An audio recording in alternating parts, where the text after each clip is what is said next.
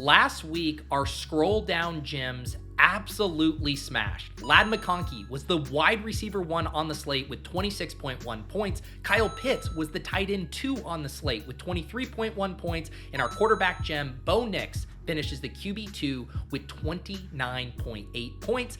And today, we are going to keep the good times rolling with 5 sleeper DFS plays, 1 at each position, plus a bonus, as well as a pick'em entry with the plays. We also have a deep dive on the best times during the week to draft your teams. And as always, 3 unique angles for Battle Royale drafts. I'm Pete Overzet. This is the Deposit Kingdom. Let's get to the sleepers.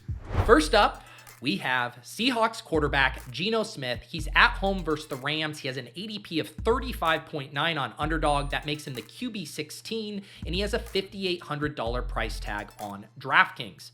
I know we've done a bunch of Seahawks stuff in these videos already, but it's hard for me to ignore this spot for Geno and the Seahawks. We get Geno coming in right now with sub 3% projected ownership, which we can see here via the Draft Caddy, despite him projecting as a top 8 option on the slate. Now, I think this is an okay play regardless, but it becomes an incredible play if DK returns to lineups this week, which he is expected to do. And the field basically wants nothing to do with Geno after he dudded last weekend, had only 8.6 points, but the Seahawks are still a pass-heavy team and the Rams are not impossible to throw on. Seattle ranks number 1 in drop back rate over expectation at 7.6% on the season. And so if there's one thing we can bank on with this Geno play, it's volume.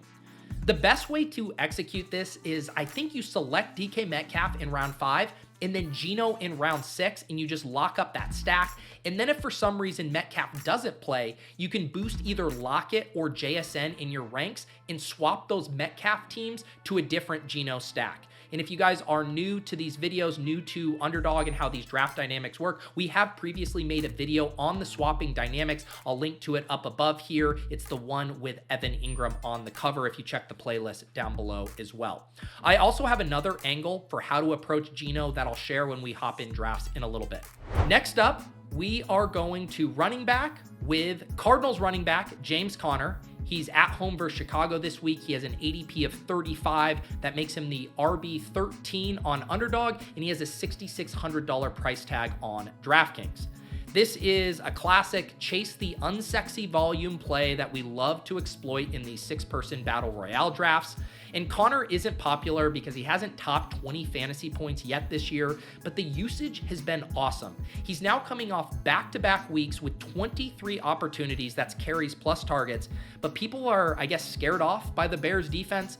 Conner isn't a dusty back though. As a 29-year-old this year, he's leading the league in missed tackles forced per touch, which you can see here on this chart from Ryan Heath. And he's also first in carries across the entire league of 10 plus yards, 3rd in yards after contact, and 3rd in first downs. So with these underlying peripherals, a monster game is on the horizon, and I don't want to be late to it with a 5% ownership this week. I don't think you need to do anything fancy with correlation on this play. Just take Conner as a one-off running back at the end of your drafts to differentiate your rosters. All right, let's head to wide receiver. And I will admit, there were a few different directions I was considering for our week 9 wide receiver gem. I'll say right now, Ladd McConkey looks good again to me. People aren't drafting him despite him being the leading scorer at the position last week. But I do like to mix it up at times here because I think there's an equally good play, and that is Raiders wide receiver Jakobi Meyers. They're at Cincinnati. He has an ADP of 35.9, makes him the wide receiver 28 on Underdog. He also has a really nice price tag on DraftKings at 5,300. And I think there's a lot to like here, specifically the 0 ownership he's currently projecting for. I think he's just a little out of sight, out of mind for people. He missed weeks 6 and 7, but then immediately returned to a big role in week 8. And in his 3 games without Devontae Adams, he has a 30% target share and a 37% air yard share. That is a monster role and very fantasy friendly. And now we get this setup where the Raiders are 7-point road dogs here to the Bengals. So there should be plenty of volume for Myers and garbage time production available. I'll mention as far as how to execute on DraftKings, you can take the savings and stack him with Gardner Minshew, do the vomit stack. Gardner Minshew's only 4,800, but I think on Underdog, I just use him as a one-off. I don't really want to deal with Gardner Minshew. There's just a lot better quarterback plays, even with the correlation boost. But on Battle Royale rosters, I kind of like the idea of selecting Jakobi Meyers on rosters where you haven't selected Brock Bowers. So Brock Bowers, another great play this week. He's going to be drafted in 100% of contests. So I actually like Meyers as a bit of a leverage angle there, because if Meyers hits and Bowers isn't a top 3 tight end on the slate, that means a lot of rosters are going to be dead, and your gem, who is not getting drafted at all, could bubble up some rosters to the top of the leaderboard. Now for tight end, and I'll admit, I am hesitant to do this because the number one rule for a Taysom Hill week is you don't know when it's going to be a Taysom Hill week. But he's our guy for week 9. Taysom Hill is at Carolina this weekend. He has an ADP of 35.5, makes him the tight end 10. He also is very cheap on DraftKings at 3,800, and he's currently projecting for sub 20% ownership, which is not nothing, but it's still nowhere close to what those top tight ends are getting drafted at, a nearly 100% clip. So I love this spot, and you couldn't ask for a better setup for Taysom than what he has this week. The first feather in his cap is just the opportunity. He returned to action after missing some time in week 8, had a season high 4 targets, and the Saints are decimated right now at both running back and wide receiver. They have no Rashid Shaheed, no Bub Beans, and Kendre Miller is also unlikely to play, which should keep the opportunities flowing for Taysom Hill. And the fun thing about the Taysom play is you can classify him however you want. If you want to classify him as a running back, I can tell you that the Panthers have allowed the most fantasy points to running backs, 29.1 of any team in the league. You might say, well, I think he's more of a tight end. Well, guess what? If you want to classify him as a tight end, I can tell you the Panthers are number 1 in largest fantasy boost allowed to opposing tight ends. It's a boost of 4.2, biggest in the league. So no matter how you slice it, Taysom is the perfect uncorrelated tight end to tack on at the end of a chalky roster where you can differentiate at the most volatile position. The only instances I would avoid using Taysom are on rosters where I've taken Alvin Kamara with that first or second pick. The scenarios where Taysom Hill is a giga smash most likely involve him stealing a touchdown or 2 from Kamara, who's the 102 this week in drafts. So I'd like to split those guys on rosters if possible. Okay, now for our bonus gem. And we used this guy a couple weeks ago. He was even our cover boy, but I can't ignore Bengals running back Chase Brown again, because this week he's facing off against Las Vegas. He has an ADP of 35.8. That makes him the running back 17 on Underdog, and he has a nice price tag on DraftKings as well, only 5,900. And he's once again projecting for sub 3% ownership. And this is an even better spot than when we touted him a few weeks ago as a gem, because over the last 3 games, Brown has taken over the lead rushing duties. He now has 60% of the carries in that span. And you can see here in this comparison chart from Fantasy Life, he's really separating from Zach Moss of late from an overall utilization standpoint. And now he gets to face a Raiders defense who allows the 13th most rushing yards per game. That's 130 on average, and the 5th most rushing TDs per game. And you just couple all of this with the overall environment where the Bengals are 7-point home favorites with the 4th largest team total on the slate, it means we could really be getting the week where Chase Brown goes nuts. So similar to Connor, I like the idea of using Chase as a one-off running back at the end of drafts, although I have another fun angle for how to deploy him that I'll share in a sec. All right, as always, I like to build a pick'em entry on Underdog with all of our gems. The thought process is, maybe these don't win us a tournament, but if they all, perform above expectation, then we can still win with a pick'em entry where they all hit. And considering the heater we're on, we got to keep putting these into the same entry. So here's what we're rolling with. Geno Smith, higher than 255.5 passing yards. James Conner, higher than 16.5 rushing attempts. Jakobi Meyers, higher than 50.5 receiving yards. Taysom Hill scoring a rushing or receiving TD, and then Chase Brown higher than 57.5 rushing yards. This entry pays out nearly 28x, so it'd be a nice payout if we could get all of these things moving in the same direction. And as always, make sure to take advantage of a freebie or a boost if you have it in the lobby. Underdog has been handing these out like candy lately. You could apply the freebie to any one of these picks to get similar odds without any of the extra risk of the 5th pick. So always check in your Pick'em or Champions lobby if you have a promotional token to use, whether that's a freebie or a free line. Always be using those when you make these entries. And if you are new to Underdog, for some reason, they are offering up a $1,000 deposit match when you use promo code Pete, as well as a Pick'em special that'll be just for you and your account. So take advantage of that. If you guys haven't signed up on Underdog yet, that's promo code Pete. For this week's Evergreen strategy section, I want to talk about when to draft your Battle Royale teams, because I get asked about this a decent amount.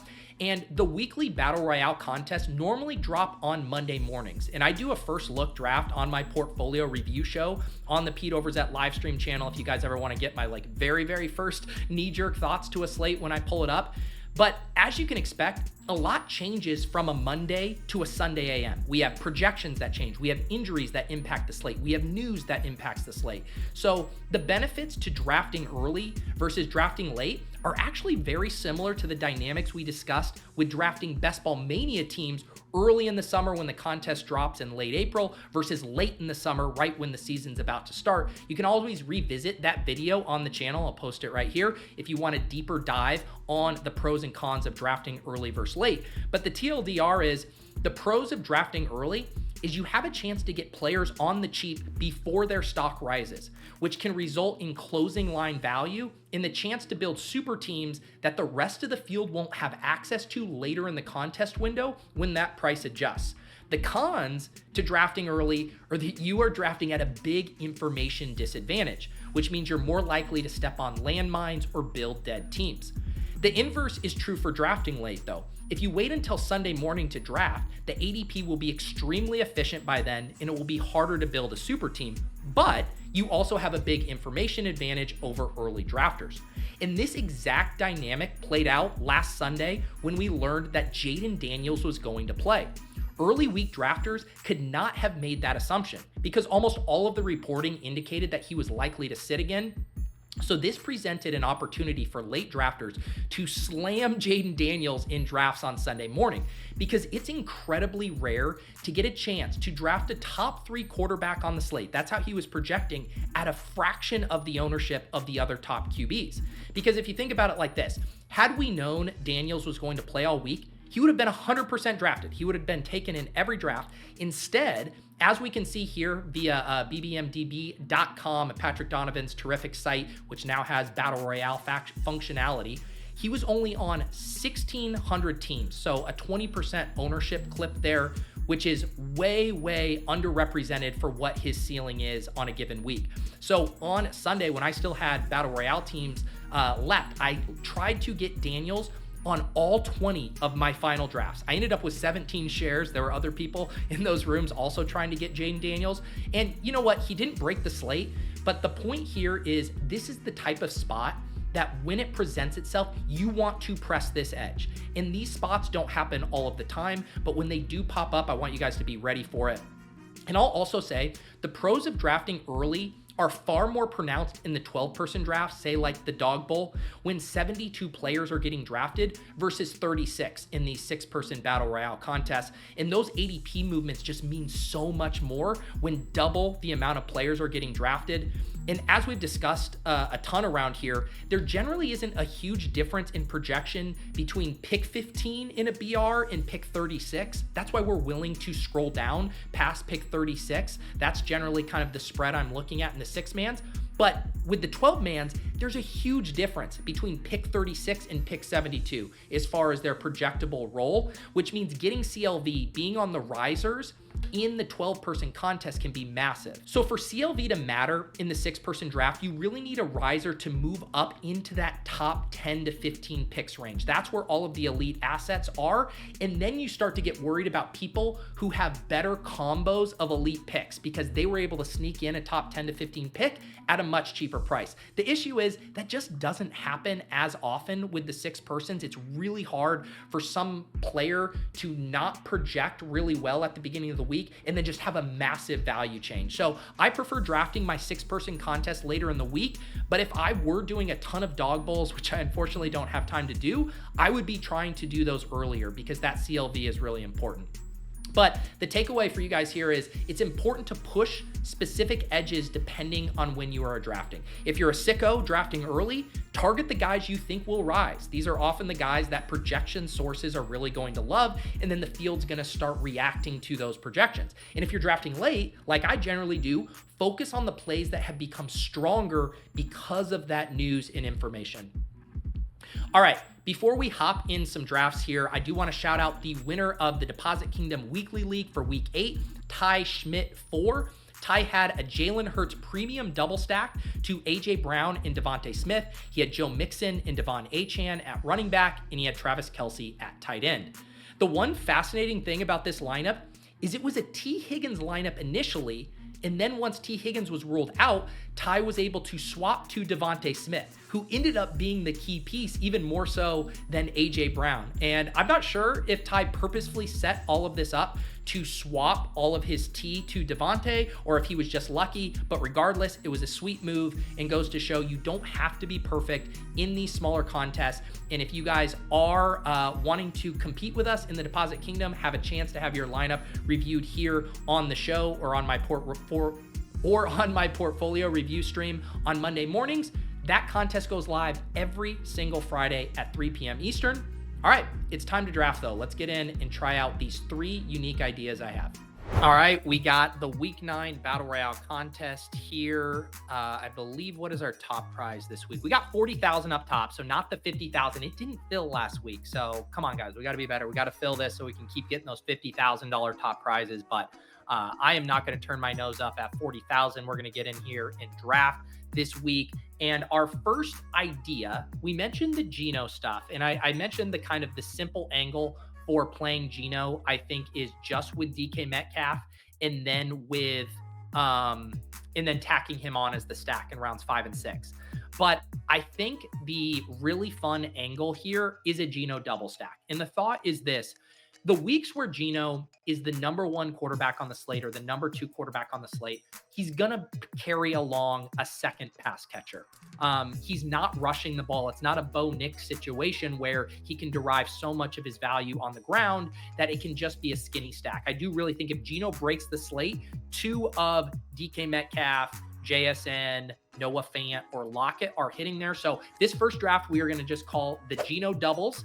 And I think definitely the way I would want to do it here is to put DK Metcalf in the queue, then Geno Smith. And then you can see here, neither JSN or Lockett are even getting drafted. We'll do JSN here for this draft. And so this will be a simple one here where our entire late stack is not even getting drafted at that high of a frequency there. So you can see here when we look at the ownership projections, I can go through each one of them here via the Draft Caddy, which overlays these for me. Geno Smith is down here, sub 2.5%. I can go look at DK Metcalf here, who is at, where is DK? DK Metcalf is at 50%. So people are playing the Q tag game with him, but then JSN is going to be down here at I'm going to guess sub 2% here, only at 1.5, or not even showing, actually registering there. So getting a double stack here at very low ownership, it is something that I'm very picky when I decide to double stack, but when I do, it's because at least 2 of the pieces are not getting drafted in 100% of contests. It just gives me a larger moat, more margin for error. And we're going to do that here with a Metcalf, Geno, and JSN. And so then we kind of can reverse engineer our first 3 picks, right? We know we're going to need at least 1 running back and at least 1 tight end, and then we'll have a flex spot to fill. So we can play with that dynamic here, and we will be off to the races. Looks like at 1.5, we'll have some good running back options. I will say I tend to like the double stacks when it's only 2 wide receivers. So like our only wide receivers are the Seattle. So ideally, I think we'll go 2 running backs, a tight end, and then we'll save our wide receivers just for this stack.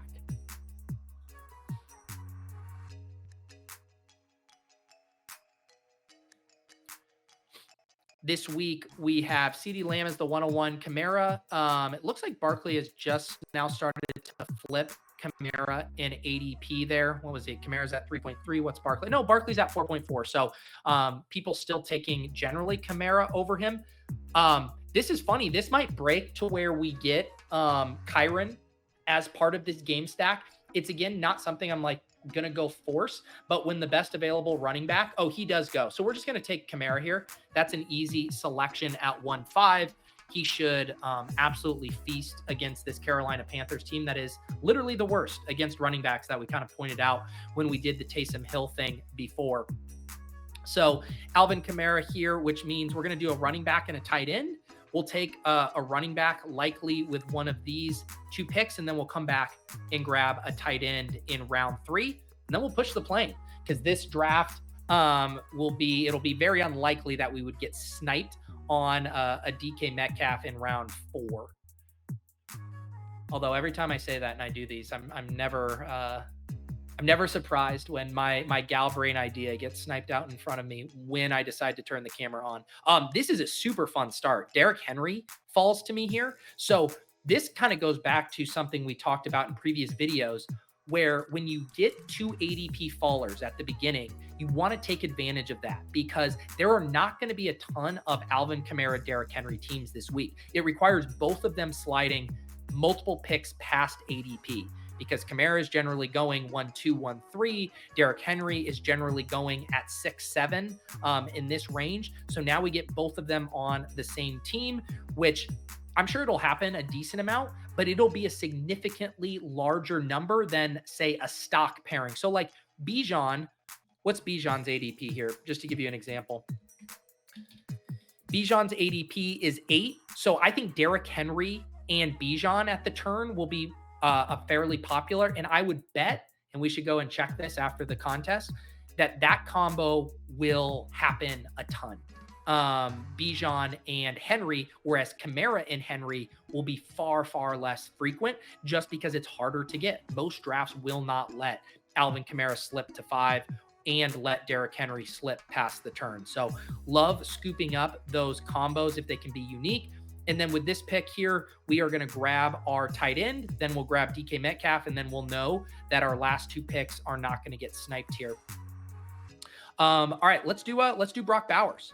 We might just have to put Taysom, a little spoiler alert, on another team. But for this one, we are going to do Brock Bowers at tight end.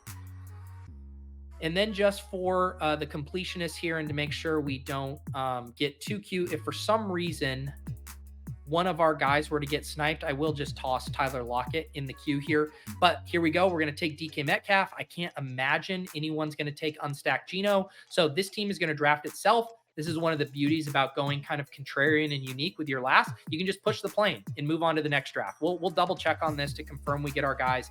But for our purposes, we can move along to the next idea here. And this one, I'm calling the Party Crashers. And this is Taysom Hill and James Conner. And I'm calling them the Party Crashers for a specific reason.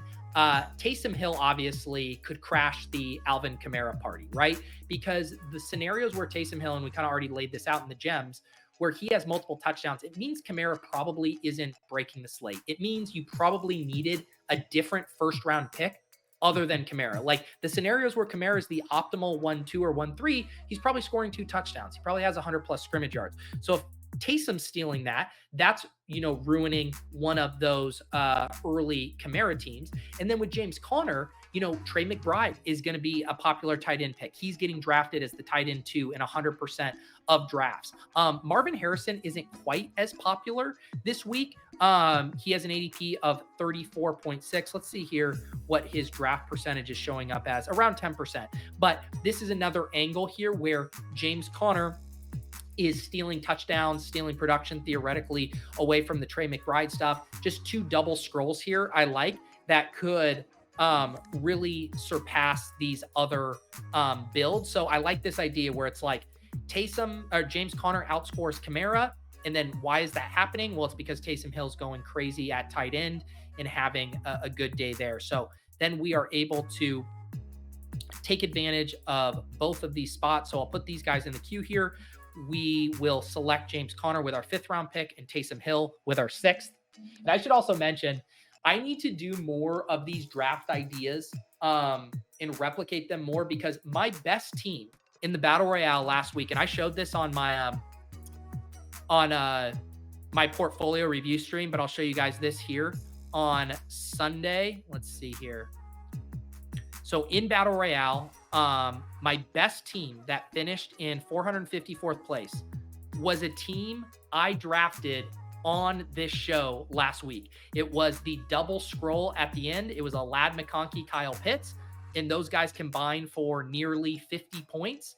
And I was drafting a decent amount of Ladd by himself, some shares of Kyle Pitts up by himself, but I wasn't pairing them together, even though it was one of my goddamn ideas in the video. So I need to do more of my own ideas here. It's meant to get the juices flowing for you guys, how you can mix and match these guys. But yeah, kicking myself that I didn't do more Ladd and Kyle Pitts. So today we are doing James Conner and Taysom Hill. Drafts are a little slow to fill today, which is a little bit of a bummer, man. Maybe people are drafting the primetime paloozas. I'm recording this on a Thursday afternoon, so drafting will pick up as the weekend progresses. But man, I want to live in a world where I can sit down at my computer and the Battle Royale draft gets snap filled right away. So, you know what we'll do here, just to make sure we get these drafts going? We will also hop in our second draft as well, just to make sure that these start to get filled up here. And yeah, we'll talk through some of the other kind of strategy angles for this week. I think there's a ton of value on this slate. You know, the fact that we're getting guys like Tyreek Hill and Puka at pick 9 and 10, like there are a lot of slates where these guys will be the 104, 105. There's obviously the thirst for running backs. There's some really good plays this week. But I think guys like Tyreek and Puka look slightly undervalued to me. So I'm going to be taking advantage of those guys in the mid-range this week. And this draft is underway now. So we can hop in over here and figure out what we're going to do. So because we know we're taking James Conner and Taysom Hill, that does nothing for us from a quarterback or a stacking standpoint. So we'll need to think through potentially a stack. We're picking at 1-2. So the next time we pick will be 11 and 14. Means I'm probably just going to miss out on a Tyreek or Puka down there. Maybe we could get an Amon-Ra. I think because we know we have a running back we like, I kind of like the idea of grabbing CeeDee Lamb or Jamar Chase here, just knowing we're probably going to get shut out in this specific draft from one of those other wide receivers when we go to pick. So let's see here. CeeDee Lamb goes. We're going to take Jamar Chase. We already just did a Alvin Kamara team. I do really like this spot for Jamar Chase. You know, I talked about the Jakobi Meyers. I talked about the Chase Brown. When you look at this Bengals team total this week, I think it's a really, really good spot for them. So want to have access to Jamar Chase with no T. Higgins. He didn't practice again today. So again, we're recording this on Thursday. Didn't practice Wednesday, didn't practice Thursday. Doesn't seem like he's going to play. Obviously that could,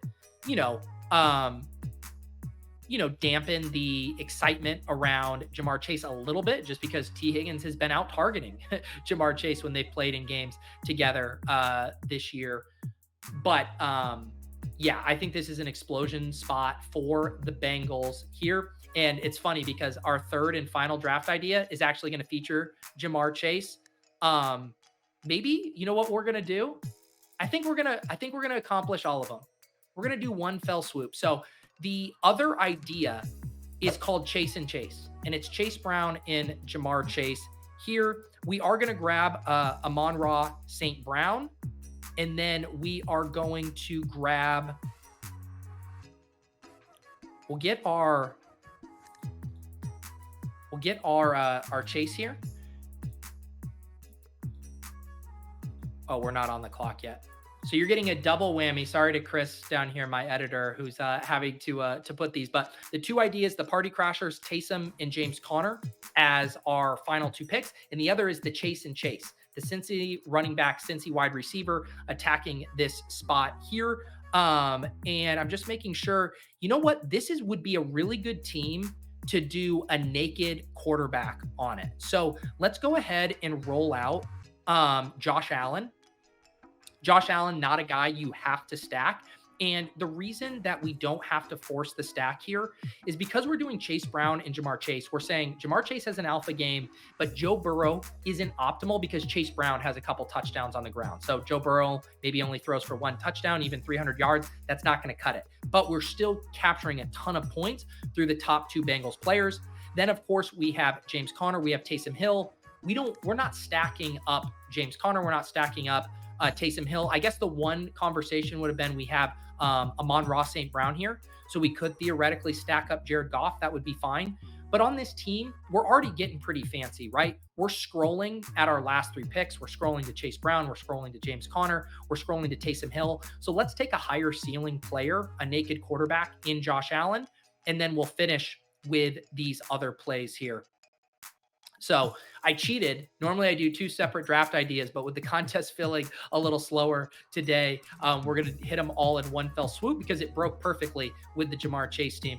So we'll take James Conner here. We'll take Taysom Hill next, and then we will be able to get Chase Brown as our final running back. But this is the other thing too, that some of these like challenges or just having an idea going into a draft really help, because it's really hard otherwise. Like in that draft last week, like I just wasn't doing a lot of Kyle Pitts and Lad. It feels like, man, is it too much scrolling? You're not sacrificing that much in rounds 4, 5, and 6. So I want to force myself to do more builds like this, where it's like, yeah, we have 3 scrolls, Conner, Chase Brown, and Taysom Hill. But they just don't project that differently. When you look at these spots for James Conner and Chase Brown, are they really that much worse than James Cook, than DeAndre Swift, than David Montgomery, these guys who are going in a ton of drafts? I guess David Montgomery isn't, but definitely DeAndre Swift and James Cook here. I don't think they are. And so being willing to scroll, being able to go off the beaten path, because when you do hit on a Lad and Kyle Pitts together, if we hit on a Taysom Hill and Conner together, or a Taysom Hill and Chase Brown, there are just going to be so few rosters for us to have to compete with. So I will push the plane here and not anticipate anyone sniping us on Chase Brown. Let's go ahead and confirm that we were able to get our Geno Smith double stack. We did here a Geno Smith to DK Metcalf and JSN. We have Alvin Kamara and Derrick Henry at running back, Brock Bowers. So very strong players at the top, Kamara, Henry, Bowers, and then just a contrarian stack there. And then this team is going to be Chase and Chase Brown and Jamar Chase. It's going to have our double party crashers scroll with James Conner and Taysom Hill. And then it'll have Josh Allen and Amon-Ra St. Brown at the top. Kind of like to buy the dip on Amon-Ra this week as well, just because, you know, the narrative, everything's so spread out, but they haven't been pushed yet. They haven't had to throw a ton. This feels like a game at Green Bay where they might actually be in a trailing script. They might have to throw more, and that's always a good spot for Amon-Ra. So we do get Chase Brown here, another 2 running back team, double scroll at running back, tight end scroll, and then 3 kind of guys with a monster stealing at the top. If you guys want my last minute thoughts on the slate each week, I do a DFS cram for YouTube members on the Pete Overs at live stream channel every Sunday morning at 10:30 a.m. Eastern. This is where I can tell you guys, hey, there is a Jaden Daniels situation that we need to go hammer in drafts. That's where you can get those updated thoughts. We go through the slate on both Underdog and DraftKings, share my favorite plays, react to inactive news, and do a couple of drafts and build pick'ems. The link is down below. You just go to that Pete Overs at channel, you hit join the Hand Builders and Opto Bros tier for access, and then that will also get you a couple other perks. It will get you a separate private Discord channel in the Discord, in the Deposit Kingdom Discord, and it'll also get you access to my DFS After Dark shows. That's another premium show I do on Saturday nights. This week I'm having Dave on. He is an underdog crusher. He got a dog bowl seat last year, already won a dog bowl seat this year. Really good underdog drafter. Excited to pick his brain about his strategies, and I know he has a lot of interesting thoughts on drafting early as well, which is a nice tie-in to our Evergreen segment today. All right, guys, good luck in week 9. Let me know in the comments, who are your hidden gems, and we'll take down some more tournaments.